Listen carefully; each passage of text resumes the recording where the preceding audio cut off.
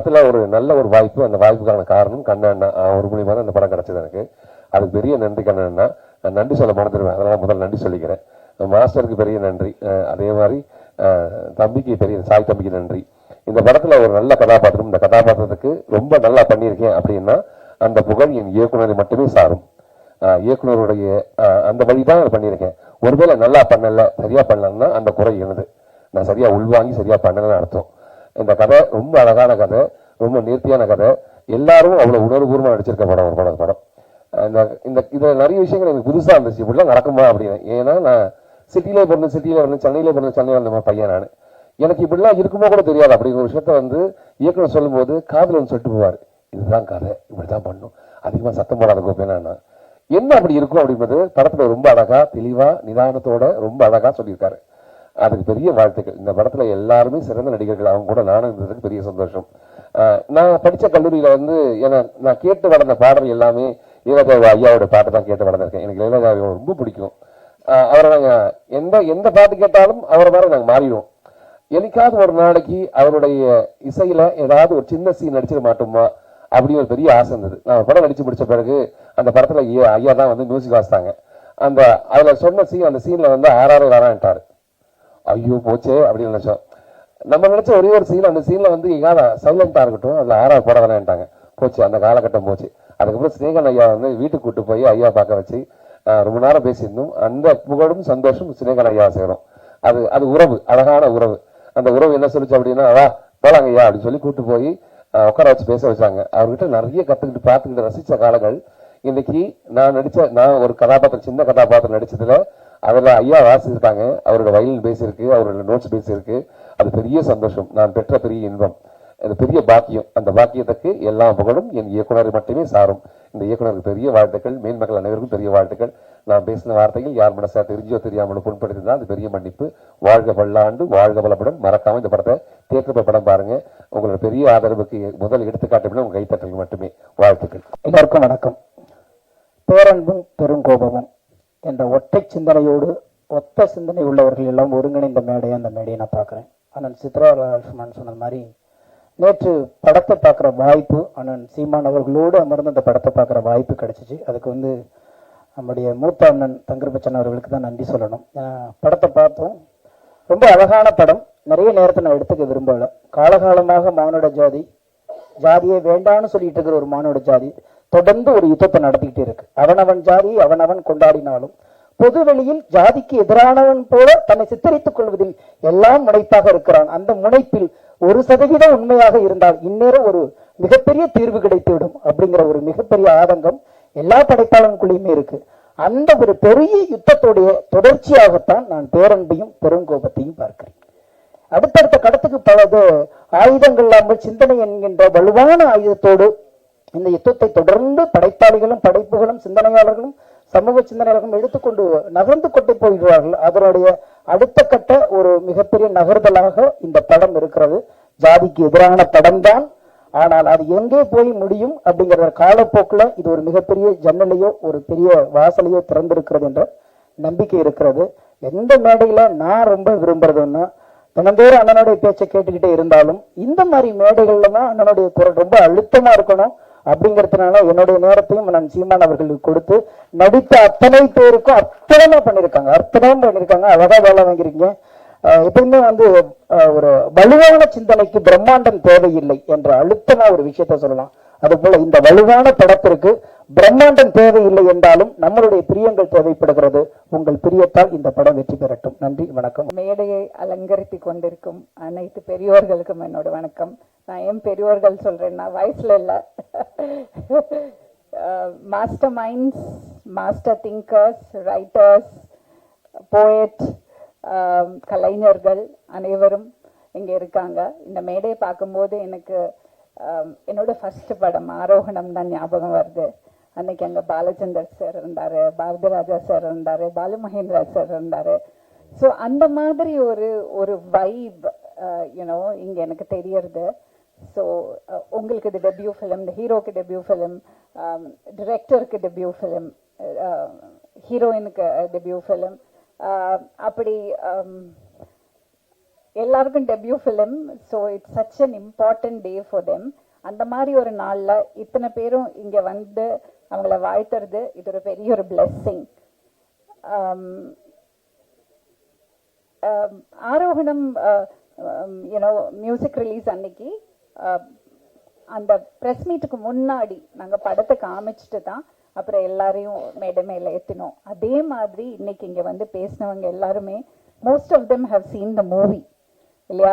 படத்தை பார்த்துட்டு இப்போ சுஷீந்திரன் சார் பேசும்போது அவர் படம் பார்த்துட்டு அவ்வளோ உணர்வு பூர்வமா பேசினாரு.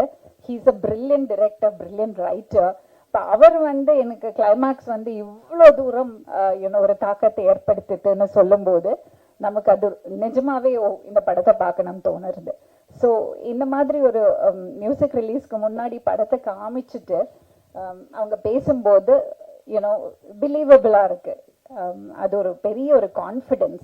அது டிரெக்டரோடும் ப்ரொடியூசரோடும் கான்ஃபிடென்ஸ் நினைக்கிறேன் அது.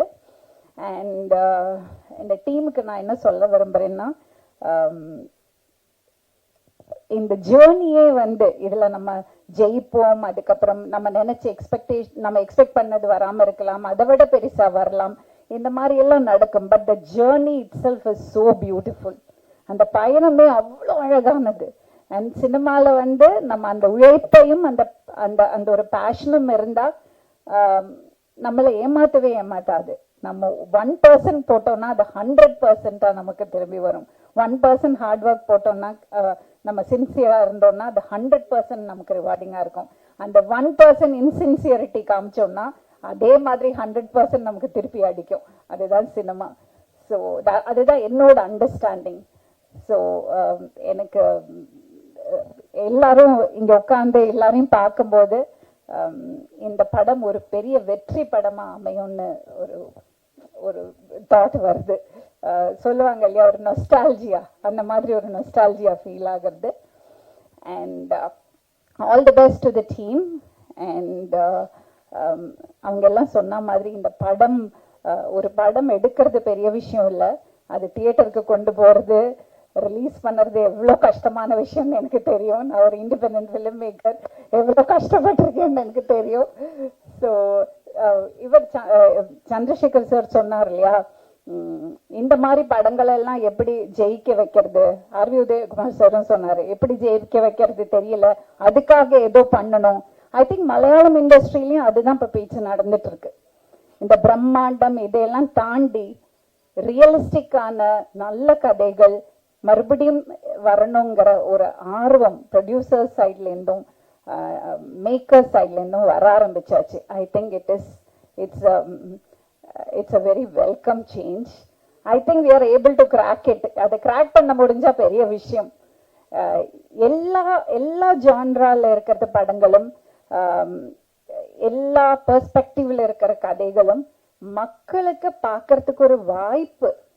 அது இடையில இருக்கிறவங்க மட்டும் முடிவு பண்ணாம இதுதான் மக்களுக்கு பிடிக்கும், இதுதான் மக்கள்கிட்ட போய் சேரும், இதுதான் அவர் சொன்னார் இல்லையா ஒரு கார்பரேட் கல்ச்சர் பேக்கேஜஸ், இதுதான் பேக்கேஜ், அந்த மாதிரி இல்லாம எல்லாத்துக்கும் ஒரு நியாயமான ஒரு வாய்ப்பு, அதை உருவாக்குறதுக்கு, அதை கொண்டு வரத்துக்கு ஒரு சிஸ்டம். இந்த சிஸ்டம் அது எப்படி நம்ம எல்லாரும் சேர்ந்து அந்த வாய்ப்பை எப்படி உருவாக்குறது, அதை நம்மளால கிராக் பண்ண முடிஞ்சா அது ஒரு மிகப்பெரிய விஷயம் நான் நினைக்கிறேன்.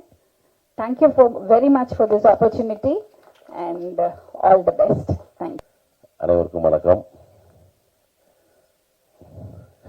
அன்னையில இருக்கிற பேசுனே தெரியல எனக்கு. பேரன்பும் பெருங்கோபமும் என்னுடைய அன்பு தம்பி சிவபிரகாஷ் இயக்கத்தில் வந்திருக்கு. இது எப்படி நான் ஒரு குடும்பத்தில் இந்த முதல் பட்டதாரி வந்தோடனே ஒரு சந்தோஷம் இருக்கும்ல, அந்த மாதிரி ஒரு பயங்கரமான ஒரு சந்தோஷமான ஒரு நிகழ்ச்சி இது. ஏன்னா சிவபிரகாஷ் இங்கே குடும்பத்தில் ஒருத்தர், நிறைய பேர் ஒர்க் பண்ணி போராடி இந்த படத்தை பண்ணியிருக்காரு. ரொம்ப ஒரு நேட்டிவிட்டியான ஒரு ஃபிலிம். நம்மளுக்கு மதுரை சைடு ஒன்றும் பிரச்சனை இல்லை, அது தெரியும் கல்ச்சர். ஆனால் கோபி அண்ணா சொன்ன மாதிரி, மைம் கோபி அண்ணா சொன்ன மாதிரி அவருக்கு புதுசாக இருந்துச்சு. அதே மாதிரி லோகு சார், நாங்கள்லாம் ஒரு வில்லன் கேங்கு. ரொம்ப அற்புதமான ஒரு படம். அந்த படம் கண்டிப்பாக வந்து நேற்று நான் படம் பார்க்கல, ஊரில் வந்தேன், நித்த வந்தேன் ஈவினிங்கு. கண்டிப்பாக பார்த்து ரசிக்கிறோம். எல்லாரும் பிடிக்கும்னு நினைக்கிறேன். ரொம்ப ஒரு எமோஷனல் மூமெண்ட்டாக இருக்குது. பிரகாஷ்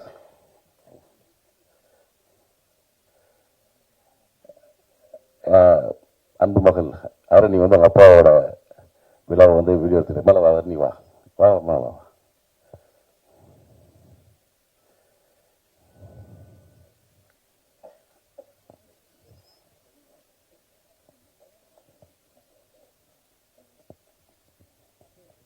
அப்படி அப்படி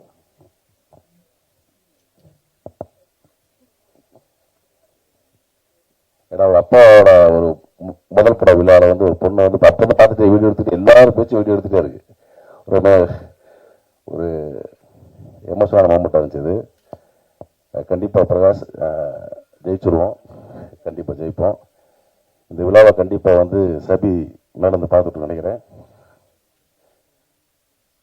ஓகே, தேங்க்யூ. மேடையில் வீட்டிற்கும் எல்லாருக்கும் எனக்கு ரொம்ப பிடிச்ச எல்லா டைரக்டர்ஸ் இங்கே இருக்கிறாங்க, கிரியேட்டர்ஸ், டைரக்டர்ஸ், ரைட்டர்ஸ் எல்லாருக்கும், இந்த ஃபுல் படத்தோட டீம், ஆடிட்டோரியமில் உட்காந்துருக்கும் எல்லாருக்கும், ப்ரெஸ், மீடியா, உங்கள் எல்லாருக்கும் உங்கள் தேவயானி ராஜ்குமாரின் அன்பான வணக்கம். ரொம்ப சந்தோஷமா இருக்குது. விஜித் பச்சன் நான் ரொம்ப சின்ன பையனா பார்த்துருக்கேன். அவனோட தம்பியும் அண்ணனும் 2 பேரும் குட்டி குட்டி குழந்தைங்களா பார்த்து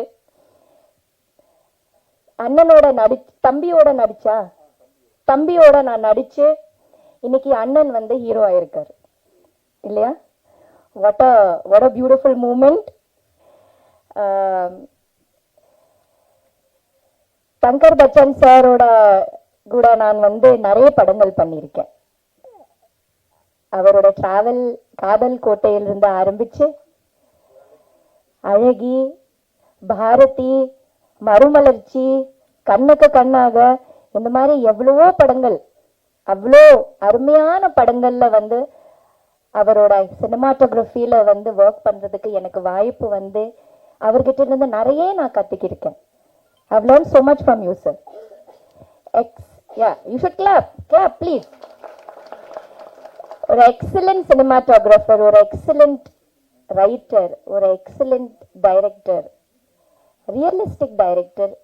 ரியலிஸ்டிக் ஃபீலிங்ஸ், ரொம்ப போயட்டிக்கா, ரொம்ப ஸ்வீட்டா, ரொம்ப அழகா சொல்லக்கூடிய ஒரு கிரியேட்டர் அவர். இன்னைக்கு அவரோட சன் வந்து இந்த படம் மூலமா வந்து இன்ட்ரடியூஸ் ஆயிட்டு இருக்கிறாரு. எல்லாரும் அவரை என்கரேஜ் பண்ணுங்க. Media, please encourage him, please support him. இந்த படத்தை நல்லா எழுதி நல்லா சப்போர்ட் பண்ணி இந்த படம் பெரிய வெற்றி அடையிறது உங்க கையில தான் இருக்கு. அழகான ஒரு படம் கண்டிப்பா எடுத்திருக்காங்க. எனக்கு அந்த பாட்டு ரொம்ப பிடிச்சிருந்தது சார். அந்த திருவிழா பாட்டு அப்படியே ஒரு திருவிழா, ஒரு கோயில் சட்டை இதுக்குள்ள போயிட்டு வந்த மாதிரியே இருந்தது. அவ்வளோ பியூட்டிஃபுல்லா, அவ்வளோ ரியலிஸ்டிக்கா இருந்தது. ரொம்ப அழகா இருந்தது. ராஜா சாரோட பிளெஸிங்ஸ் இந்த படத்தில் இருக்கு. அதனால இந்த படத்தோட ப்ரொடியூசருக்கு வாழ்த்துக்கள், டைரக்டருக்கு வாழ்த்துக்கள், full team, heroine, to you also வாழ்த்துக்கள். விஜித், உங்களுக்கு ஒரு மேடை ரெடி பண்ணியாச்சு. அப்பா அம்மா உங்களுக்கு ஃபுல் சப்போர்ட் பண்ணியாச்சு. ஒரு நல்ல படம் நீங்க அறிமுகம் பண்றீங்க. இனிமே you have to work very hard. It's all about hard work. யாருக்கும் ஒன்னும் செய்ய முடியாது, வளர்க்க முடியாது. நம்மளோட ஸ்டஃப் தான், நம்மளோட பேஷன் தான். நீங்க ரொம்ப லக்கியா இருக்கீங்க. உங்களுக்கு ஒரு மேடை ரெடியா இருக்குது. உங்களுக்கு அவ்வளோ பெரிய ஒரு மாதா பிதா குரு எல்லாம் கூட இருக்கிறாங்க. இருந்துட்டு உங்களுக்கு ஒரு பிளாட்ஃபார்ம் ரெடி பண்ணி கொடுத்தாச்சு. இனிமே it is up to you how you do and stand, and it's all about hard work. You have to work very hard. You have to be very passionate about it. Nobody can do anything to anyone. யாருக்கும் எதுவுமே இங்க வந்து பண்ண முடியாது. நம்மளோட சொந்த stuff, நம்மளோட சொந்த உழைப்பு, நம்மளோட சொந்த ஃபயர் தான் நமக்கு ஒரு இடத்துக்கு கொண்டு செல்லும். As youngsters, this is a small advice from me. You have to be very passionate about your work. You have to give your 100% to it. You have to love it, utmost love to it. Then it will love you. It's going to be very hard. It's going to be very hard. It's not easy. Life is not easy. இது வந்து red carpet கிடையாது. ரொம்ப heart இருக்கும், ரொம்ப கஷ்டம் வரும். ஆனா அத கஷ்டமா நினைக்காம எப்பவுமே வந்து ஹாப்பியா நினைச்சிட்டு கிடைக்கிற அந்த சந்தோஷத்தை வந்து என்ஜாய் பண்ணுங்க. As newcomers, you enjoy each and every second you get to work in the cinema. You love it the most and see how cinema gives you. Okay? Love it the most to both of you and to the whole team. And I wish the whole team all the very best, especially to Tankar Bachchan sir and his family. Ma'am, உங்களை பார்த்துட்டு தான் இருக்கிறேன் நான். உங்களோட support எப்பவுமே இருக்குது சாருக்கு. And is a wonderful person. என்னோட லைஃபோட நிறைய என்ன சொல்றது, காதல் கோட்டையிலே எனக்கு அவ்வளோ அழகா காமிச்சு மறுமலர்ச்சி பாரதி படம் நான் பண்ணதே சார்னால தான். சார் சொன்னாரு கண்டிப்பா நீ பண்ணணும் தேவயானி, அந்த மாதிரி ஒரு கேரக்டர் வராது. எனக்கு எதுவுமே தெரியல, சாரோட இதுதான் மறுமலர்ச்சி. இந்த மாதிரி அற்புதமான ஒரு கேரக்டர்ஸ் கொடுத்த படங்கள் கூட சார் கூட ஒர்க் பண்றதுக்கு வாய்ப்பு இருந்தது. So thank you sir, thank you so much. I learn so much for you. So wishing the whole team all the very best. Vijith, you make it big. Okay, நல்லா பண்ண. அரவிந்த்க்கும் கேட்டுன்னு சொல்லு. அழகில இவனோட தம்பியா அண்ணனா, எனக்கு எப்பவுமே கன்ஃபியூஷன். தம்பி கூட தான் நடிச்சேன்.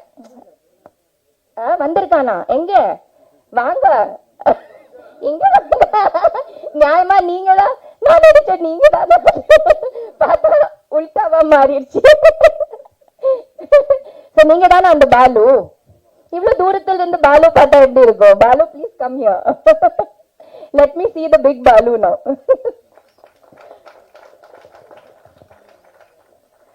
Oh my god. நீங்க தானே அந்த குட்டி பையன்?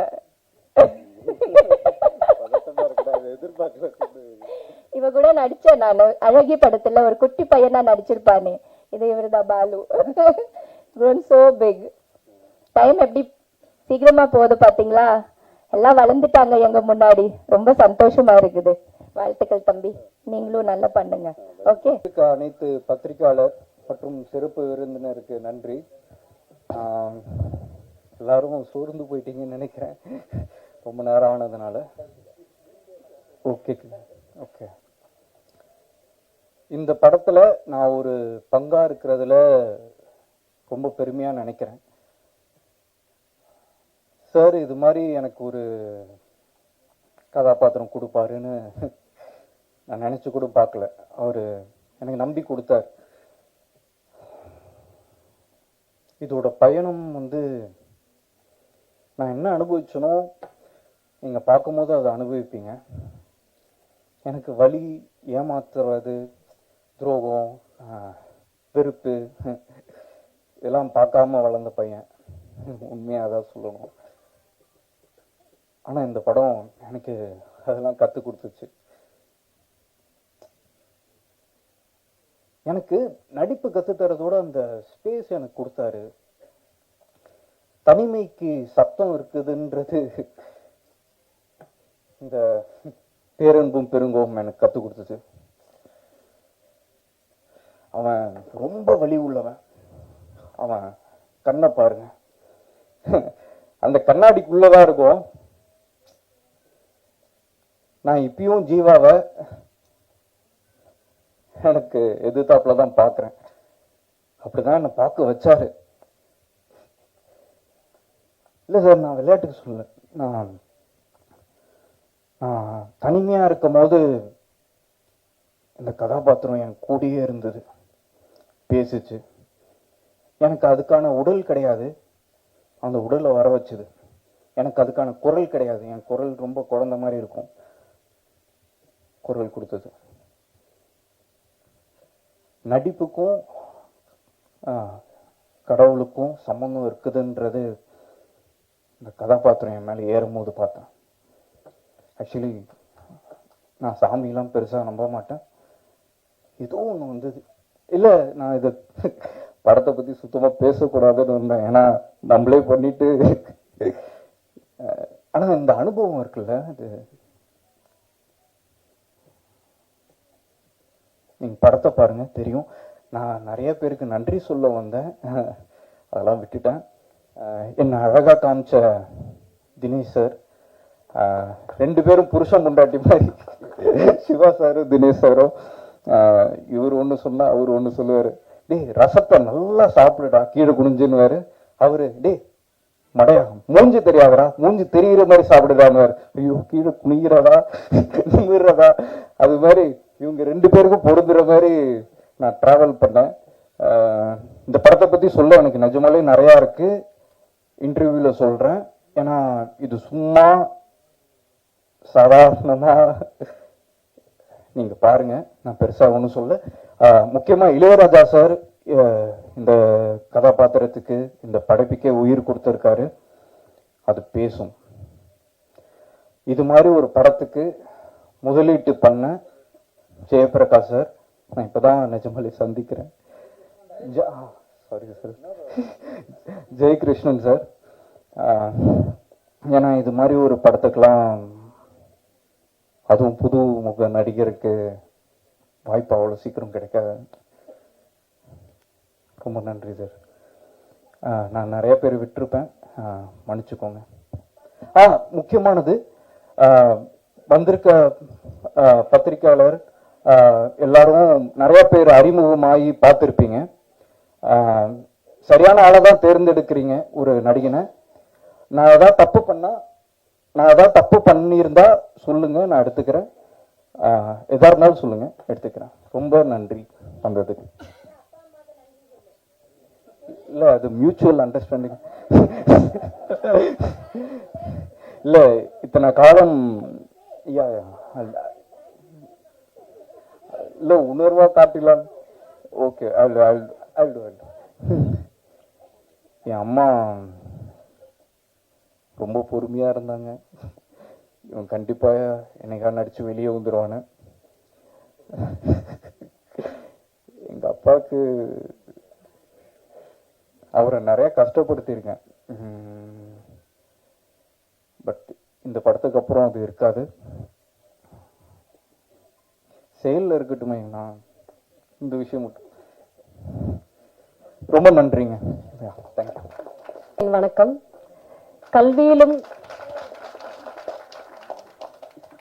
கல்வியிலும் கலையிலும் கவித்துவத்திலும் வாழ்வியலிலும் எஸ்பெஷலி மொழியிலும் சிறந்தவர்கள் இத்தனை பேர் இங்க இருக்கும்போது எனக்கு என்ன பேசுறதுன்னு சத்தியமா தெரியல. பக்குன்ற சவுண்ட் மட்டும்தான் மைண்ட்ல கேக்குது. ஸோ மூளையெல்லாம் பெருசா யூஸ் பண்ணாம மனசுல தோன்ற 4 வார்த்தையை பேசிட்டு போக போறேன். பேரன்பும் பெரும் கோபமும். இந்த கதையை சிவபிரகாஷ் சார் என்கிட்ட சொன்ன அந்த காட்சி எனக்கு நல்லாவே ஞாபகம் இருக்கு. ஆஃபீஸ்க்கு போனேன், சோஃபால நானும் டிரெக்டர் சார் அண்ட் முருகன் சாரும் அங்கே இருந்தாங்க. கதை சொல்ல ஆரம்பிச்சாங்க. கட் ஃபீலிங் சொல்றாங்கல்ல, அந்த மாதிரி ஏதோ ஒரு தாக்கம் இந்த கதை எனக்குள்ள உருவாக்குச்சு. That is why I was like, சரி கொஞ்ச நாள் சாராவா வாழ்ந்து பார்ப்போம். ஸோ எங்க அப்பா அம்மாவுக்கு நடந்தது ஒரு கலப்பு திருமணம் தான். அச்சா மலையாளி, அம்மா தமிழ். அப்போ அம்மா சின்ன வயசுல சொன்னதெல்லாம் கேட்டு எல்லா கலப்பு திருமணங்கள்லயும் இருக்கிற மாதிரி சில மனக்கசப்புகள் எங்க அம்மாக்கும் இருந்திருக்குன்றத புரிஞ்சுக்கிட்டேன். பட் எங்க அப்பா அம்மா எனக்கு பாலூட்டி வளர்த்ததோட சேர்த்து பாரதியோட நிறைய வரிகளை படிச்சும் வளர்த்துருக்காங்க. அதுல ஒண்ணு நான் கேட்டது, ஓடி விளையாடு பாப்பா, எல்லாருக்கும் தெரிஞ்சதுதான். நீ ஓய்ந்திருக்கலாகாது பாப்பா, கூடி விளையாடு பாப்பா, ஒரு குழந்தையை வையாதே பாப்பா. இப்படி ஆரம்பிச்சு ஒழுக்கத்தை சொல்லி கொடுத்த பாரதி அப்படியே ஓர் உயிர் 2 உயிர் எல்லாரோடையும் நம்ம சேர்ந்து இருக்கணும்ன்ற மாதிரி கோழி, நாய், பசு எல்லாத்தோடையும் சேர்ந்து விளையாடணும் பாப்பான்னு சொல்லுவாரு. அதை முடிச்சு நெக்ஸ்ட் இல் மூவ் டு தாயை பற்றி பேசியிருப்பார். அதற்கு பின் தமிழை பற்றி பேசியிருப்பார். அதுக்கப்புறம் இந்தியாவை பத்தி பேசியிருப்பாரு. அப்புறம் வேதத்தை பத்தி பேசியிருப்பாரு. கடைசியில ஹில் டேக் இட் டு சாதி. சாதிகள் இல்லையடி பாப்பா அப்படின்னு ஸ்டார்ட் ஆகி 2 வேர்சஸ் இருக்கும். அதை சொல்லணும்னு ஆசைதான், பட் கொஞ்சம் கையெல்லாம் நடுங்குது. மீன் கண்டென்ட் ஆயிட விரும்பல, எங்கேயாச்சும் 1-2 வார்த்தை தப்பா போய். ஸோ பார்த்து படிக்கிறதுக்கு I am just asking all of your permission. சாதிகள் இல்லையடி பாப்பா குலத்தாழ்ச்சி உயர்ச்சி சொல்லல் பாவம் நீதி உயர்ந்த மதி கல்வி அன்பு அன்பு நிறைய உடையவர்களே மேலோர் உயிர்களிடத்தில் அன்பு வேணும் தெய்வம் உண்மை என்று தான் அறிதல் வேணும் வைரமுடைய நெஞ்சு வேணும் இது வாழும் முறையடி பாப்பா. பாரதியின் இந்த வரிகள் என் மனசுல வளரும்போது உண்டாக்குன தாக்கத்தை பேரன்பும் பெரும் கோபமும் படம் கண்டிப்பா பாக்குறவங்க மனசுல ஏதாச்சும் ஒரு விஷயத்தை விதைக்கும். சில கேள்விகளையும் எழுப்ப வாய்ப்புகள் உண்டு. அது என்னென்னலாம் உங்க மனசுல சொல்லுதுன்றத நீங்க எங்க கிட்ட சொல்றதுக்காக ஆஃபீஸ் போன அப்பா திருப்பி ரிட்டர்ன் வீட்டுக்கு வரும்போது என்ன வாங்கிட்டு வருவாருன்னு காத்துட்டு இருக்க குழந்தை மாதிரி கண்டிப்பா நானும் காத்துட்டு இருப்பேன். இந்த வாய்ப்பளித்த பிரபஞ்சத்திற்கும் என் அன்னை தந்தைக்கும் என் நன்றி. அண்ட் ப்ரொடக்ஷன் ஹவுஸ் இயக்குனர் சிவபிரகாஷ் சார் சாராவா வாழறதுக்கு எனக்கு உதவி செய்தார். நான் இந்த படத்துல சாராவா இருந்ததுல நிறைய சிரிச்சேன், கொஞ்சம் அழுதேன், ரொம்ப வலி அனுபவிச்சேன். அதெல்லாம் உங்களுக்கும் ஃபீல் ஆகும்னு நம்புறேன். டெக்னீஷியன்ஸ் எல்லாருக்கும் என் நன்றி. Dinesh sir, DOP Dinesh sir and everyone. இங்க வந்து எங்க எல்லாரையும் கிரேஸ் பண்ணதுக்கு உங்க எல்லாருக்கும் ரொம்ப thank you sir. And by the way உங்க எல்லாரோட ஆசீர்வாதமும் எனக்கு தேவை. So thank you so much. I'll see you in theaters soon. என் பேர் சிவபிரகாஷ். பட் என் பேர் சிவபிரகாஷ்னு சொல்கிறதோட பாலுமகேந்திராவின் மாணவன் என்பது தான் எனக்கு பெருமையாக இருக்குது. எங்கள் ஐயா வந்து ஒன்றே ஒன்று சொல்லுவார், ஒரு புத்தகம் தன் வாசகனை தேடிக்கொள்ளும் அப்படின்வார். அதே மாதிரி ஒரு படைப்பு, ஒரு கதை அதற்கான ஆட்களை தேடிக்கொள்ளும் என்று சொல்வார்கள். அப்படி இந்த கதை இதற்கான ப்ரொடியூசரில் ஆரம்பித்து நடிகைகள் ஆரம்பித்து டெக்னீஷியனில் ஆரம்பித்து எல்லாத்தையும் அதே தேடிடுச்சு. சிந்தனையும் சிரிப்பும் தான் மனிதனை விலங்கிலிருந்து பிரித்து காட்டுகிறது. பட்டங்களால் தன்னை அலங்கரிப்பவனை விட நல்ல சிந்தனைகளால் அலங்கரிப்பவனே மேன்மையானவன். அப்படி ஒரு நல்ல சிந்தனை உள்ள ஒரு சாமானியனின் கதை தான் இந்த பேரன்பும் பெருங்கோபமும். எனக்கு இந்த வாய்ப்பளித்த அண்ணன் ஜெயகிருஷ்ணன் அவர்களுக்கு நன்றி. வந்திருந்த அனைவர்களுக்கும் நன்றி.